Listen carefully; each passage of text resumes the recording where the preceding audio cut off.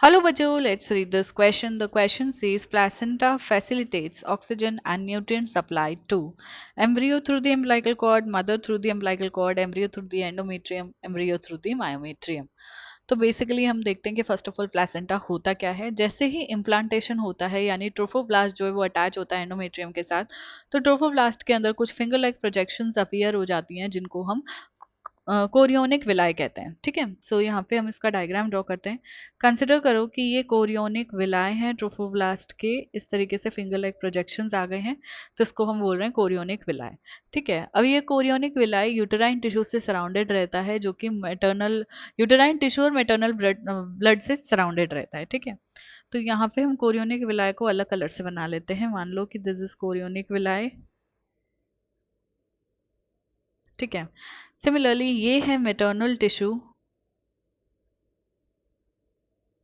या uterine tissue.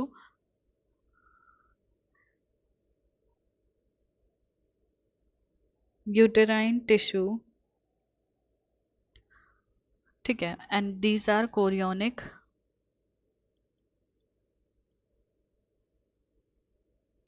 विलाय। ठीक है, अब ये जो कोरियोनिक विलाय और यूटेराइन टिश्यू है इस तरीके से इंटरडिजिट हो जाते हैं। ठीक है, जो कि एक स्ट्रक्चर फॉर्म करते हैं जिनको हम बोलते हैं, जो कि स्ट्रक्चरल एंड फंक्शनल यूनिट होता है डेवलपिंग एम्ब्रियो का और मेटर्नल बॉडी का, जिसको हम बोलते हैं प्लेसेंटा। तो यहाँ पे क्या है, डेवलपिंग एम्ब्रियो है, डेवलपिंग एम्ब्रियो है यहाँ पे, और यहाँ पे ये क्या है, मदर का यूटेराइन टिश्यू है।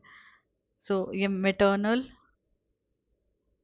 यूटेराइन टिश्यू है। तो यहाँ पे अब जो ये इंटरडिजिट हो जाएंगे इसको हम क्या बोल देंगे, इसको हम बोल देंगे placenta.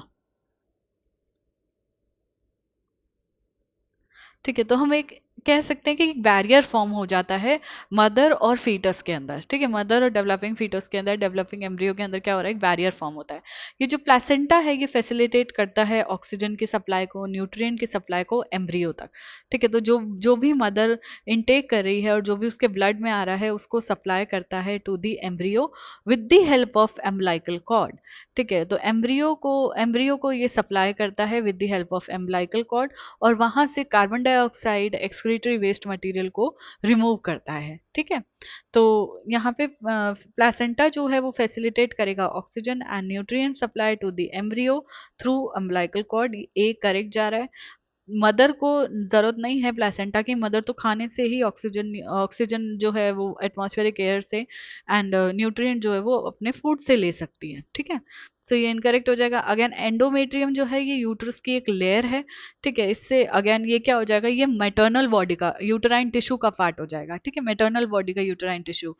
Then embryo through the myometrium, myometrium भी यूट्रस की एक लेयर है, मस्कुलर लेयर है, अगेन ये भी मैटरनल बॉडी का पार्ट हो जाता है। सो सी एंड डी ऑप्शन भी इनकरेक्ट हो जाएगा। हमारा जो करेक्ट आंसर चला जाएगा that will be option A. इसके रिगार्डिंग इन्फॉर्मेशन आपको 12th की न्यू एनसीईआरटी में पेज नंबर 37 पे मिलेगी। आई होप कि आपको क्वेश्चन अच्छे से समझ आ गया है।